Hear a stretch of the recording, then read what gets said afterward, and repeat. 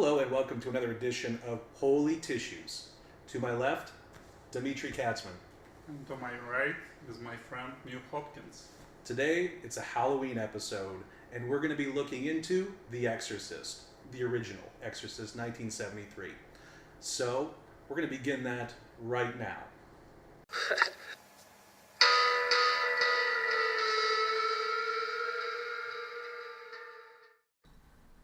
This movie is very big on subliminal messages, imagery. Yeah, nothing is said straightforward. Nothing. Only through messages. There are layers and layers to the deception and layers to the symbolic relevance of what's going on in this film that we're going to get into.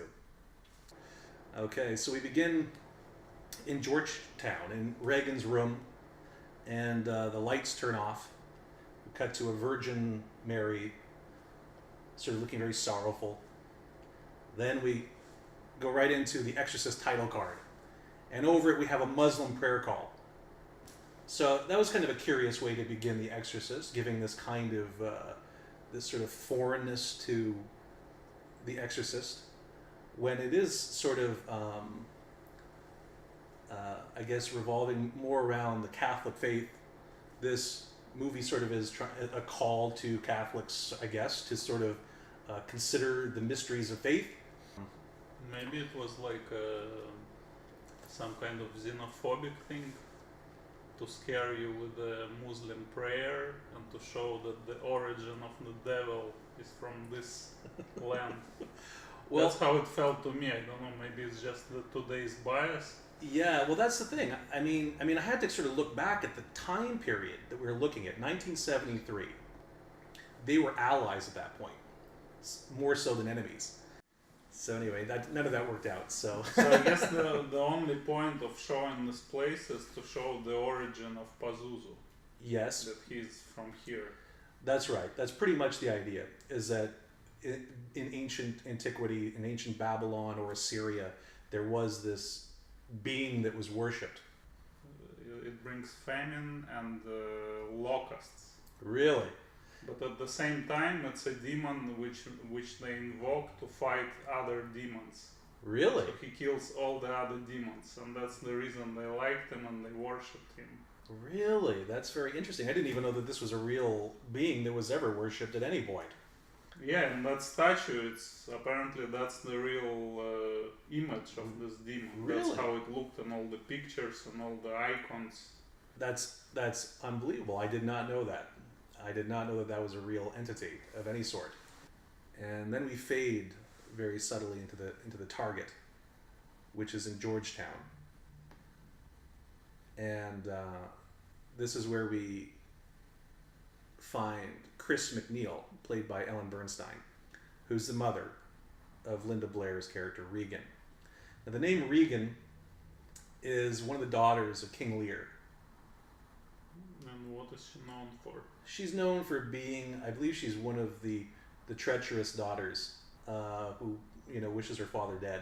Oh, and in this movie they have like a divorce or something. They do, and it plays a very deep psychological purpose.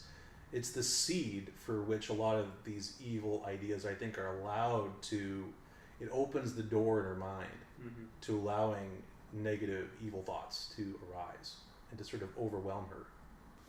So then we move on to Chris McNeil, and there's this Vietnam protest movie, right, called Crash Course. So I think, though, this is where the beginning of the anti-institution message comes into play.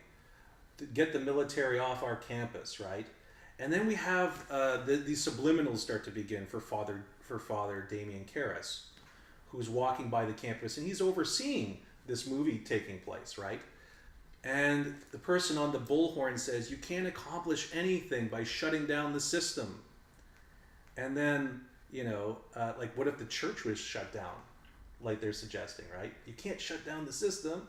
These are all subliminal messages, though, to Damien Karras, questioning his faith in the institution that he works within. And he's in the crowd there. He is. See him for the first time in the crowd. And he's hearing it subliminally in the background.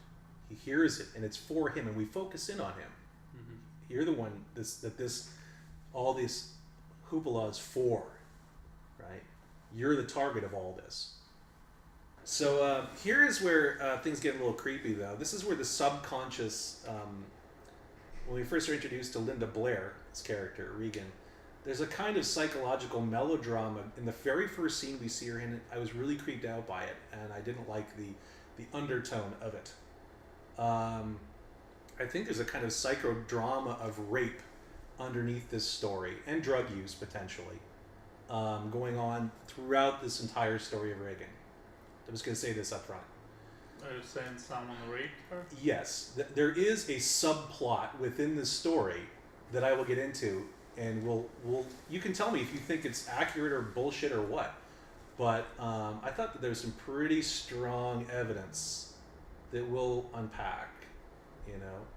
Just let me know. Like, maybe you have a totally different opinion on it, but I felt like there was a definite relation going on underneath all this, where there's a victimhood that's been taking place.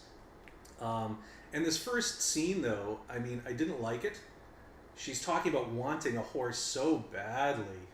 I didn't like the implication, and then they just showed that she's spoiled.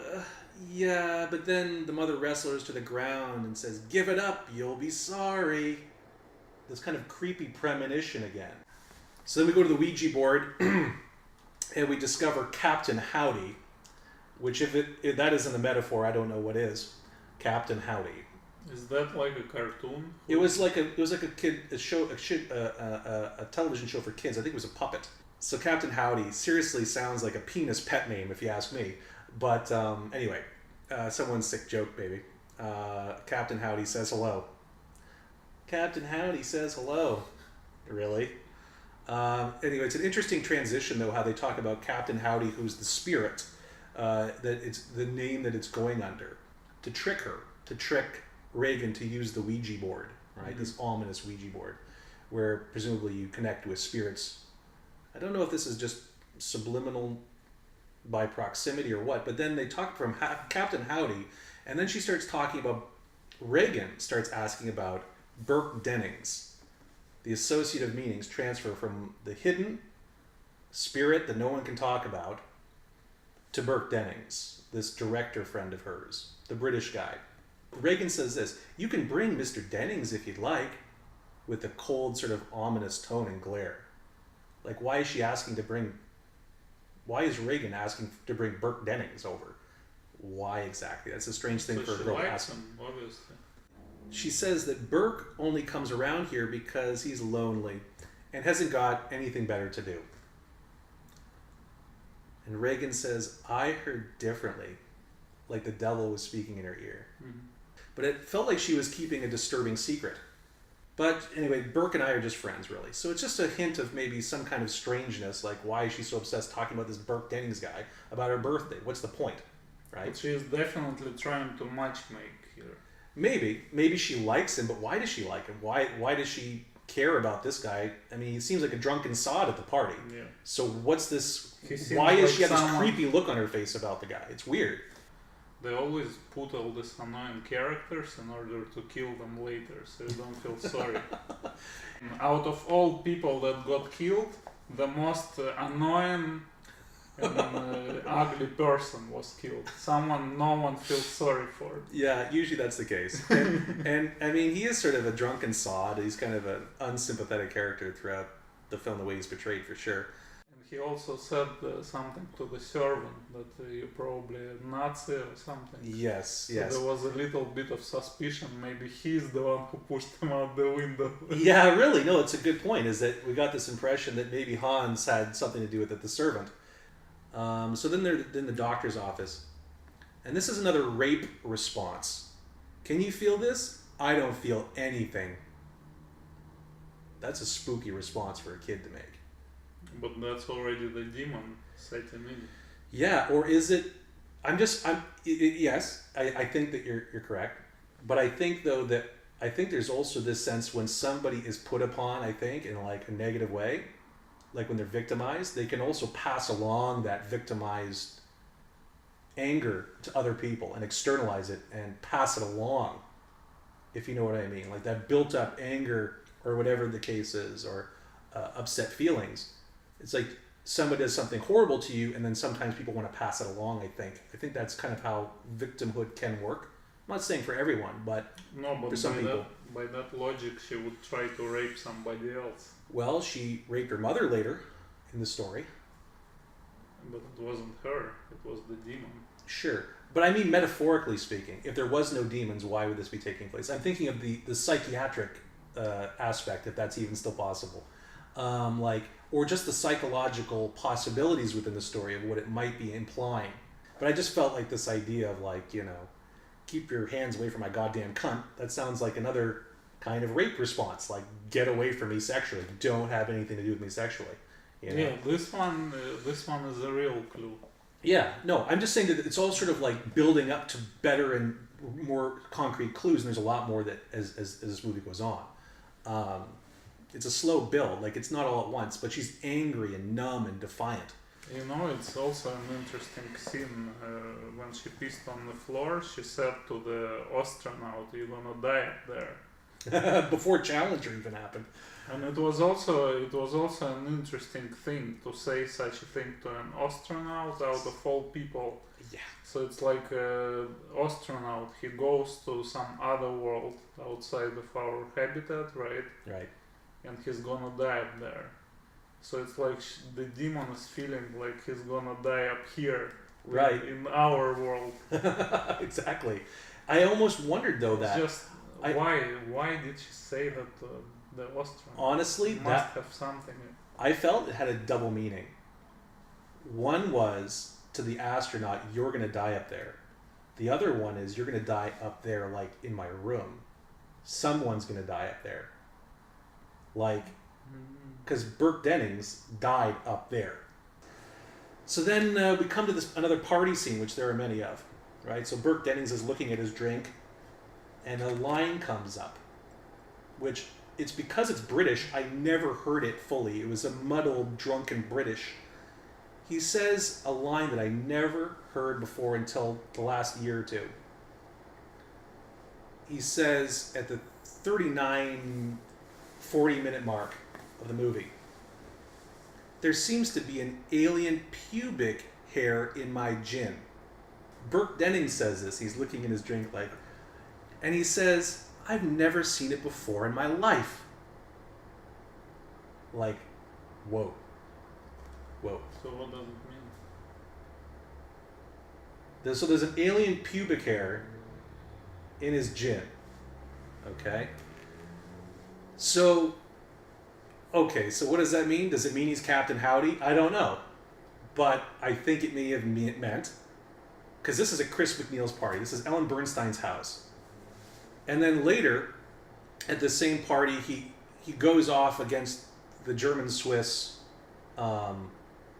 servant, calling him a Nazi and getting all furious with him. And then upstairs, Reagan pretends to be asleep, face down on the pillow. Like nothing's happened, right? Prone, with the sheet off of her. So you're saying that's her pubic hair in his drink after he raped her? I think so. Yeah, but why would she like him? Because she indicated that she likes him. I think it's like a captive effect where she's missing out on one man's affection, like her father is gone, and this other man just, does something horrible to her, and then it's a kind of transference, maybe psychologically. I don't know. I can't say. I really don't know. But I think that line made me question, well, what the hell is that pubic hair doing in his drink? And why does she want him to be at her birthday party? The whole thing became this creepy sort of like, whoa, something is causing. And why are we why is the whole movie focusing on her talking about him and him talking about a pubic hair in his drink? It just, the whole thing, when you add it up, it's suspicious. I'm not saying it's conclusive. I'm just saying it's very suspicious. Why is he talking about this? Why is that line even in the book at all? Or in the movie? So she comes home one night, Ellen Bernstein, and you find out that Burke Dennings is dead. Like a sacrifice at the bottom of an altar, or the bottom of a pyramid or something, with his head completely around, which they never show. And I read up on this idea of the head being turned around, and apparently it's implying anal penetration, and the devil twists the head around so that it can look at his victim when he's having them. So maybe, I mean, is that meaning that Captain Howdy is a sodomite? I guess maybe so. Sodomizer, yes. So Mother comes in the room and Reagan is prone, face down in the pillow like a victim. Why were her covers off? We don't know. But this is after Burke Dennings died, right? So it feels like he approached, took the cover off, yeah, and then she threw him out the window. Yeah, he did something to her, and then the devil springs to life, does something to him, twists his head around, throws him out the window, and then goes back down into the prone position like the victim. That's the way I would interpret the series of events. So yeah, the mother goes to Damien Karras and begs him to do the exorcism, basically. So then we have the first encounter where he says the devil, he says the devil from inside her, he asks the devil inside of her, what's my mother's maiden name? So instead of knowing the mother's maiden name, she just vomits the green pea soup all over. That's the maiden name. That's the maiden name for you, buddy. Pea soup on your face, pal. That's what you get for asking impertinent questions to the devil. But it felt like every time he was testing the demon played all these games to throw him off, right? That's right. You want to know the mother name? I'm not going to tell you. So you're going to be doubting if I knew or not. And it was also an act of dominance not to say. Because you're going to tell me what I want to know. You're going to dominate the devil? You're going to tell the devil? Yeah. It's like the devil dominated Father Karras in that exchange by not replying to him. He did it later many times. He did. And like I was thinking about the holy water. Why, when the holy water was first sprinkled, did it affect her when it wasn't really holy water? To cast doubt that it even was the devil. To even perform the exorcism, maybe. Yeah, I think he knew. I think so too. The devil knew it just tap water, but he did it just to lie, throw him off. Just to fuck with him, half truths, right? I when I first picked up that, I'm like, I was so happy with myself. I'm like, I got that, right? There's a reason why the devil would pretend that it affected them. And he had the gaze, the girl, she was looking like mocking. Right. Yeah. Your mother's name? It was creepy. It was very creepy. And with the languages too, when he tried to talk in Latin, right, and she would answer in French. Right. Like she doesn't know Latin. Right, exactly. Never gives him what he wants. It's not about what you want, it's about what I want, right? It's that total selfishness, the complete selfishness. Even in not responding, there is selfishness and malevolence in not giving you what you want as an explanation. And it throws off the viewer as well. It definitely does. You don't know what is going on. Is she the demon, or is just some crazy girl? So there's a vicious attack going on, and they start to come to the power of Christ will compel you moment, where they just say it over and over again. And I guess it's like advertising. If you say it enough times, it must come true. So when she was with that pose, yes, Christ-like thing, ascending, right? Was it just her another game of hers? That's a really good question as to whether or not Christ actually entered her body and was, in fact, helping, healing, doing something to help the child? Or is it just the demon mocking Jesus in that pose? Like it's just mocking. That's what it kind of felt like to me too, but I wasn't sure because I remember when I saw it a long time ago, I thought, oh my God, Jesus showed up. That's what happened, right? Finally, he did something, to help this kid. It's like the devil shows up, but Jesus, he isn't going to show up. He's got better things to do. So there's a scene where they're feeling really beaten and they're feeling kind of like all screwed up. They're out in the hallway and Father Karras and Father Marin are sort of feeling despaired. And there's this interchange. I think I'll relay. Why this girl? It doesn't make sense. Father Karras says, and Father Marin Max von Sydow replies, I think the point is to make us despair, to see ourselves as animal and ugly, to reject the possibility that God could love us, right? And I thought that was an important line. I thought that was it kind of puts some frame of reference as to why religion exists at all. You know, the purpose of the institution to remind everybody that they should do something other than aspire to animal instincts, which everyone has in one variety of form or another. Even if all of religion is just the scared childhood of history, doesn't understand what's going on, trying to make sense of things, and they don't have any scientific explanation, so they have to say something, right? Even if it's just... He says something, which is nothing. Yeah. Just said a bunch of bullshit. He didn't answer the question, why this girl? Yeah. He just avoided the question. Yeah, it's true. With his bullshit religious answer. Well, that's entirely could be interpreted that way for sure, because there is no specific retort that really explains it. Why the setup? Why the world is the way it is? Who the fuck knows? He right? basically could ask, why my life is such shit. Yeah. Because God wants you to feel despaired. There's no answers. It's just a big mystery. Nobody knows anything. Maybe that's the point of the movie. There are no answers. There's just weird shit going on. We try with everything we can. Science, religion, nothing works. All you can do is just kill yourself. That's the only solution. Well, that's a bummer. That's how this movie presents the whole thing. It's depressing, kind of. And then it gets worse. It keeps on getting worse. So Karras goes into the room again when Marin is over trying to take his medicine or something, right? And then the psychological attacks begin on Father Karras, where Regan poses as Karras' dead mother. And he just has to shout, "You're not my mother," And he says it. He does it really well. Like, I just sold the shit out of that to me.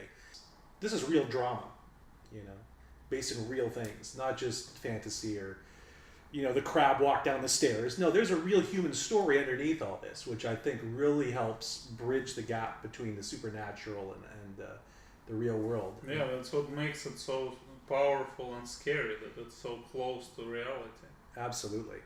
So then Karras goes out and she just asks, "Is she gonna die? Is my daughter gonna die?" And he says, "No." This is when he starts to get militant about this. No, this is not gonna happen while I'm here, right? He starts to get pumped up about it, right?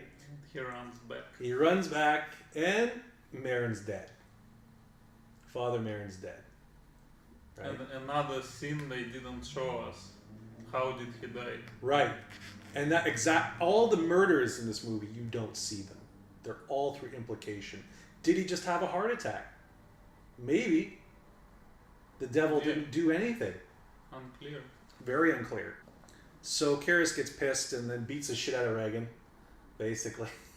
He just kicks her ass like a boxer. I'm like, oh my god. Yeah, he was a boxer. He's just ruined. You just take that. And later on, her face is completely clean. Well, no, nothing. She's got a few little scratches and stuff. It's like she was a little bit sick with some influenza or something. She fell down the stairs once. And then he says, "Come into me," right? Come into me.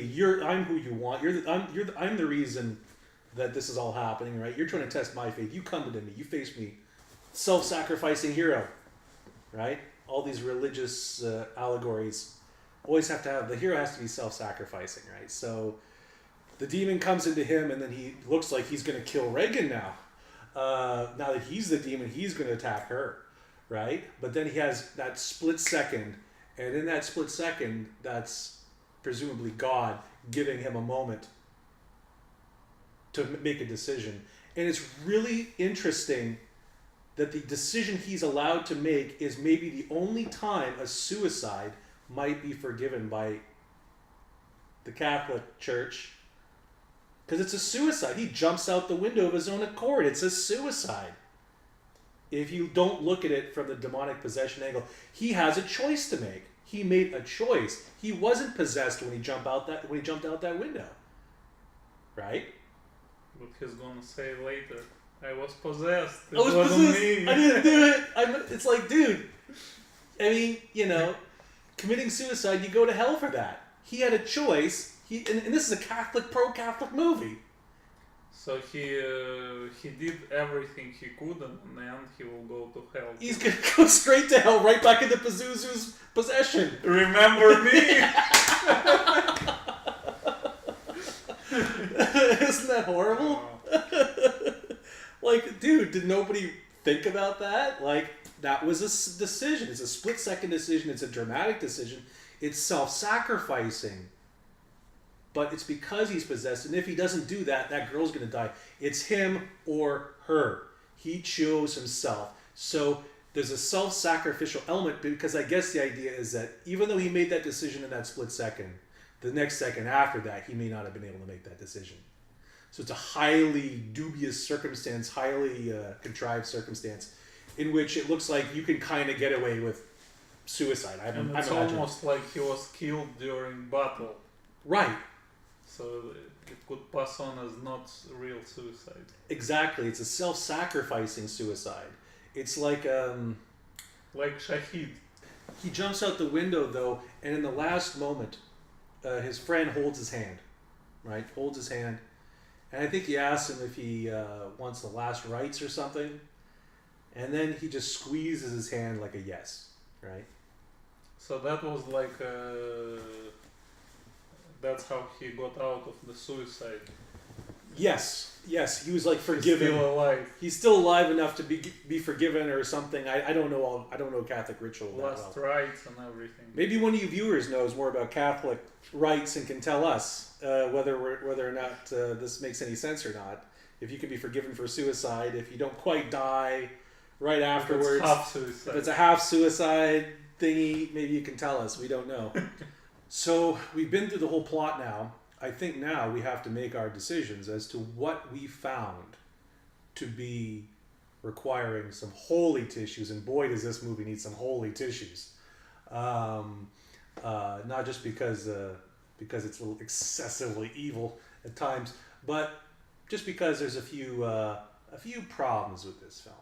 All right. So my first issue is it's very obvious that this movie is a Catholic propaganda, and so despite all the great things about this movie, this becomes clearer as you go. So first you think that they have this rational approach to the phenomena and they try to investigate it, but in the end they just lead you to the same Catholic dogma, and they show you that this is the last resort, this is the only thing that is right. So that's my first issue. My second issue is the undeveloped line of the detective. He's very important in reality. I agree. And the movie tries to stay as realistic as possible. That's why it's so scary, right? Because all of a sudden you have some psychotic scene in the middle of just this realistic, slow drama. That's right. But the detective is just some comic sidekick. You're right. What's that? He almost came off as a comic relief because the movie needed relief, though. It's so disturbing, I thought it was a nice tone, but you're right. Logically, it doesn't add up. Why wasn't he on asking everyone? Why wasn't he interrogating everyone about what they knew about Reagan, the parties? Why wasn't everyone at those parties put under suspicion as being a possible target? How come there was no real investigation? You're right. The guy was like a boob. He didn't do a good job. You're right. Just walking around, joking with the priests. That's a really good point. I hadn't actually thought about that. Like he was like incompetent or just sort of not curious enough about the possibility of what happened. But he was curious. They show him that he's looking at the window. He sees that the priests always come and go. He thinks something's going on. That's why he knocked again and tried to go in. Yeah. Like throughout the whole movie, he didn't even talk to the girl, even once. I know, you're right. And that to me, I think but was that because the mother, said she's sick and not feeling well, and the guy's like, she's innocent. Little girls are always innocent. Yeah. And that's just the But end she of could that. be a witness, right? She could be a witness. She knows something. You're right, and it's a huge logical hole that he doesn't pursue some of this further that he could have. And you're right, it's like it was underdeveloped. That's a very good way of putting it. And they could have done more with that character and made him another integral part, another level of things could have taken place with this guy. Exactly. You're right. You're I think absolutely it's right. very important because we see the scientific reaction, we see the religious reaction Right. to the phenomena, but the government The legal reaction, the legal reaction, nothing. You're right. There's some dancing around it. And this is very telling of the mindset of Catholic reactions, because this reminds me of when we watched maybe another movie that we might get back to, Spotlight, where the Catholic priest is guilty of sexual molestation. And what's the one group they want to keep out of this? The one group they try to keep off the books? The police. Let's settle this out of court. Let's not get the police involved. Let's keep this as a community issue, not as a church issue, not a legal issue, with the police involved, right? So the idea that the police are less involved and are kind of dupes is a very interesting omission. Like irrelevant. Right. My third issue is it was unclear what is the purpose of this demon. Like, I understand that he enjoys torturing people and playing with them, but all his games just ended in this stupid room. That's all. That's what this mighty demon is capable of, just being in one room and torturing 3 people. Right. He could go like and invade the whole country if it was a really, smart demon. Right. That knows humanity and knows how to manipulate them. He cannot even pass from one little girl to one guy. Right, exactly. Like, he sucks. He's not really a good demon. I mean, you watch the whole movie and you try to figure out the end game here. Right. And there is nothing, it's just for him like cat and mouse, play with a bunch of silly people, and it's over, and he's back to his demonic kingdom. Right. That was it. Come on. Well, okay, now that's that's a really, really good point. So that's all. That's my 3 issues. Wow. No, that's good. What about you? Those are very good. I would just say about that last point that I think a lot of I think it's more about trying. I think why so few people were affected partially was because of Father Marin, and there was an old grudge the demon had against him specifically. So it wanted to be around for his passing and his sort of moments of weakness. It kind of wanted to see that. You see, that doesn't make sense that such a powerful creature as demon will hold a grudge against some human. Yeah. And do the whole thing just to kill this guy. He could kill him anytime he wants. Right. It's true. That's the goal, just to kill some old guy. Yeah, I know. It seems kind of petty and cruel, doesn't it? And I think though also, like, maybe it's Father Karras who is being tested, and his faith is sort of being harangued by this demon. But you're right. It all seems kind of like a very, very small scale, and I mean that's probably is evidence that it isn't the devil, but just a demon. Just some Pazuzu that Some no one fucking gives a shit. Yeah, some Pazuzu, some Kazuzu, whatever some Kijiji, whatever his name is. I mean, we can assume that God just sent this Pazuzu to test this priests, and that was the only purpose of this exercise. Right. That's it. Just to fuck with the Catholics. That's the only reason it exists. Yeah. He played around. Okay, he passed the test, although he died during the test, but never mind. Yeah, we don't talk about that. We don't have to worry about that part. But that's the thing, though. You're right, though. It makes it feel like Catholic propaganda because only the Catholics are bothered by this demon, and it's only there just to toy with their faith. And it's like, there's something, you're right, there's something manipulative about it. There's something kind of disingenuous and a little too, like, poor me, a little too self-piteous of the Catholics, especially after all of the partners politically they've made over the years, to be feeling like poor me, poor guilty sinful me.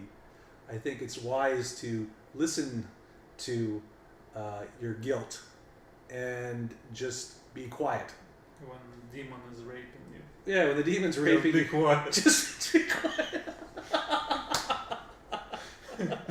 Oh my God, no. All right. My first one again, I will repeat, is the making of doctors, making them look incompetent. And I mean, okay, I understand though, back in 1973, psychiatry and the use of drugs, psychotropic drugs and all these other drugs to control the mind and to redirect it was not a fully explored or valid science. It was still experimental. There was still a lot of things that were left to be understood. But I think, though, that leaving the door that open on that big of a scale with that many people watching gave way too much ammunition to snake oil salesmen and faith healers to, step in where the government, has failed to sort of crack down, especially in America where healthcare is so ridiculously expensive, to give these guys, these fakers, ammunition to go out and to sell people on God knows what kind of services in the name of faith. Your health should not be a mystery of faith. I'm sorry. Your health should be based on facts and expertise and knowledge, period. And I know that the devil loves knowledge. Facts. And facts.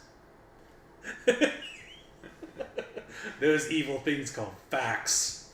Anyway, that's my first issue. Is just the attempt to seed mistrust amongst medical professionals, even though that they're well represented in the movie, even though that they're presented very authoritatively, and they're the people you should defer to first, and all these other things.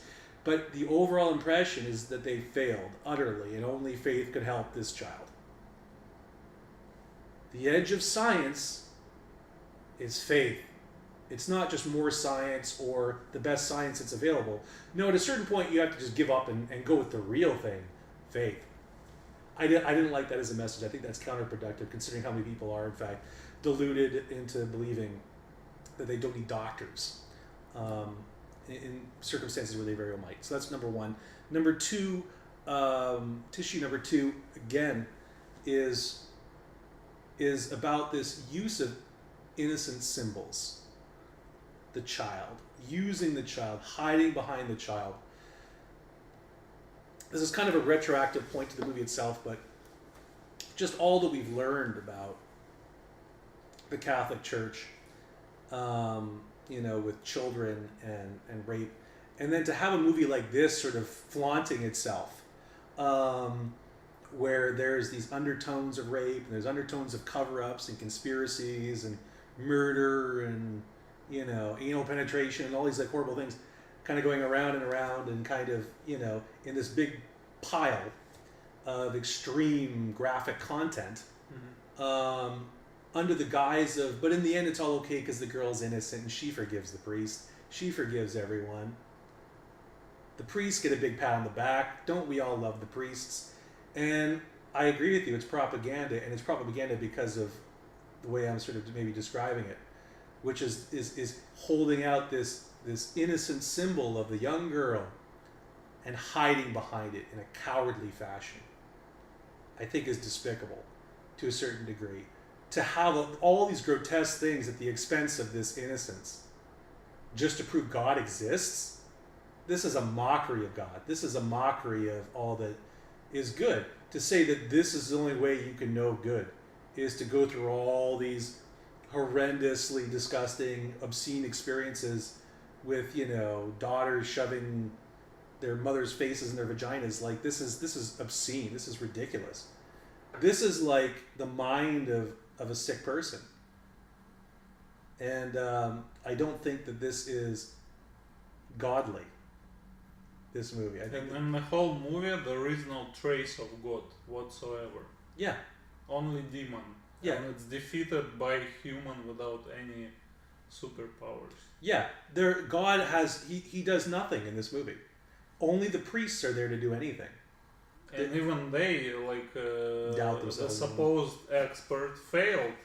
Why this movie is even called The Exorcist? The act of exorcism is not there. So basically, when all the priestly activity failed, the old Kill fists yourself. are all that were left. You had to beat the shit out of the demon. That's the only way to fix this problem. Is a fist, and that's another tissue right there. The fact that God Himself failed and it all resorted into a fist fight. This is no better than Interstellar. The end of the movie, it's all down to two animals fisting it out. And that's a failure of faith and religion and humanity all over again. The exorcism didn't work, so just beat the shit out of the devil. And that's all you can do. I think we beat the shit out of the devil enough here. How about you? What do you think? So that's it. I think that's it, man. That's all she wrote. 6 tissues. More than I was expecting, because this is a brilliantly made movie. 1, 2, 3. That's 6. Not 666, but just 6. Just 1 6. 1 6 is enough at Holy Tissues. Why did you leave me, Demi? Why did you leave me?